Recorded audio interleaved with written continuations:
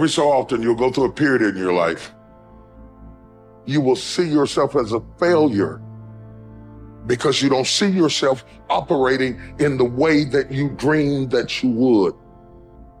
The pressure in your life right now has a purpose. It's not crushing you. It's pushing what's on the inside of you out. It shows you who you are.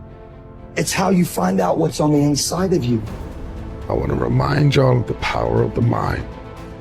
You can think your way into stress. You can think your way into misery, frustration. But if you change your mind, it'll change your life. You just have to decide in your mind what you want it to be. You just have to wake up. You just have to break that negative spirit. You have to break through. There is nothing more practical than developing a vision. It's not some pie in the sky exercise. It's without a vision, you're chaotic and fragmented and hopeless and disappointed, and someone can stop you just by putting up a single obstacle. You're a house divided amongst itself. You have no forward movement. You're not enthusiastic, and that's to be filled with the Spirit of God, by the way. And your life is a sequence of disappointments and frustrations and tragedies, and you're a leaf blowing in the wind. And that is not what you're called to be.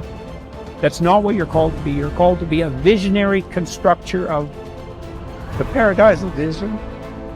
Really, that's who you are. Terrible as that is to apprehend, we already will lose everything we have to lose. Right? We're all in this game, man. So there's, whether you want it to be this way or not, you are betting everything on your life. You don't know what you've got until all hell breaks loose. You don't know what you can take until the pressure is applied to your life. You don't know what you can endure until people stab you in the back and walk away from you. You don't know how much courage you have until you've been under fire and under struggle and under tribulation. Just as nature takes every obstacle, every impediment, and works around it, turns it to its purposes, incorporates it into itself, so too, a rational being can turn each setback into raw material and use it to achieve its goal. You can make anything very tough for yourself, or you can do anything playfully. There is nothing really tough or easy.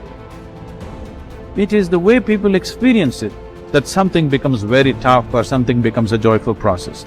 If you make light of yourself, life will never sit heavy upon your heart. It will be light.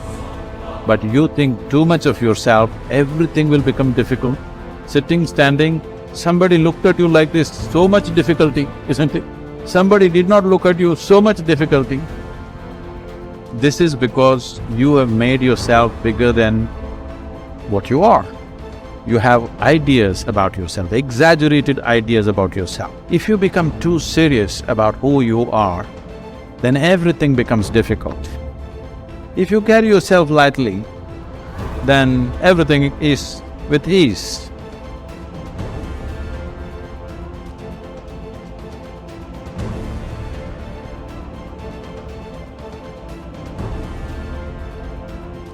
There's two great words of antiquity everybody should learn. Here they are, one's positive and one's negative. Here's the positive word from antiquity, behold. That's the positive word. Behold the possibilities, behold the opportunity, behold the future and give it design. Behold and look at the chances you've got. Behold, spring has come. Behold, the day has arrived. And the sun is shining and the shadows are fleeing away. Behold, the next person you can meet might be your friend for life. Behold, the next person might be a colleague forever. Behold, that's the positive word, behold. Now, here's the negative word, beware. Beware of what you become in pursuit of what you want. Beware. All of our lives we have to deal with behold and beware.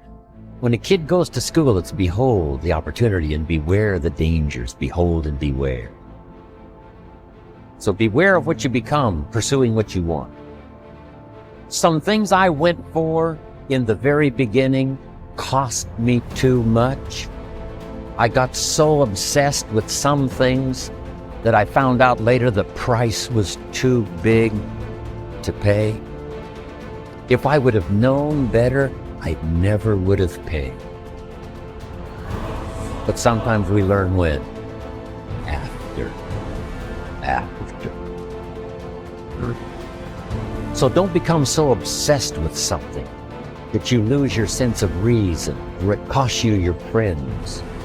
Don't be so obsessed with something that you compromise your virtues and your value. The story says Judas got the money. You say, well, that's a success story.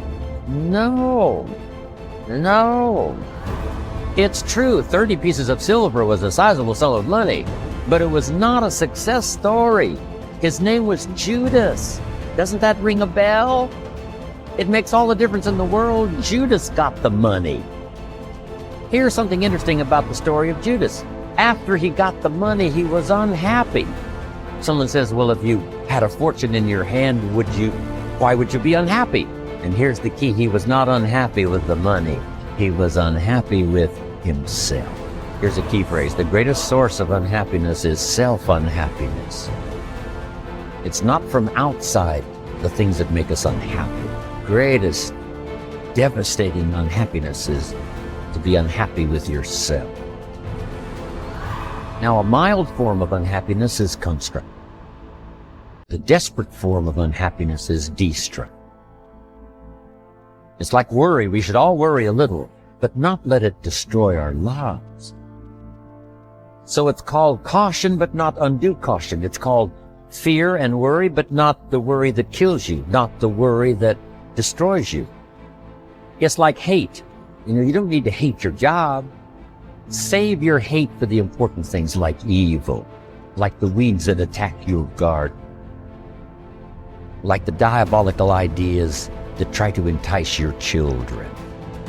Right? You don't need to hate everything. I hate this, I hate that. That's the misuse of your hate. Save it for the things we really must.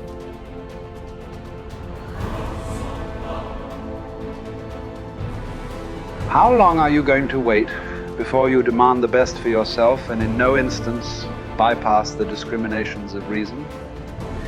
You have been given the principles that you ought to endorse, and you have endorsed them. What kind of teacher, then, are you still waiting for in order to refer your self-improvement to him? You are no longer a boy, but a full-grown man. If you are careless and lazy now and keep putting things off and always deferring the day after which you will attend to yourself, you will not notice that you are making no progress, but you will live and die as someone quite ordinary. From now on, then, resolve to live as a grown-up who is making progress, and make whatever you think best a law that you never set aside. And whenever you encounter anything that is difficult or pleasurable or highly or lowly regarded, remember that the contest is now. You are at the Olympic Games. You cannot wait any longer, and that your progress is wrecked or preserved by a single day in a single event. Success is both a journey and a destination, isn't it? It is both the steady, measured progress toward a goal and the achievement of a goal. Success is an accomplishment, whether it be great or small, and it's an understanding of the potential and power of an entire human life. Success is an awareness of value, and it's the cultivation of value through discipline. It can be tangible or intangible. Success is a process of turning away from something in order to turn toward something else. From no exercise to exercise, from candy to fruit, from not investing to investing.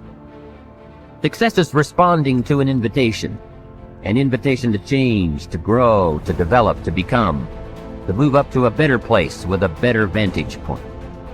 But most of all, success is making your life what you want it to be, considering all the possibilities, considering all the examples.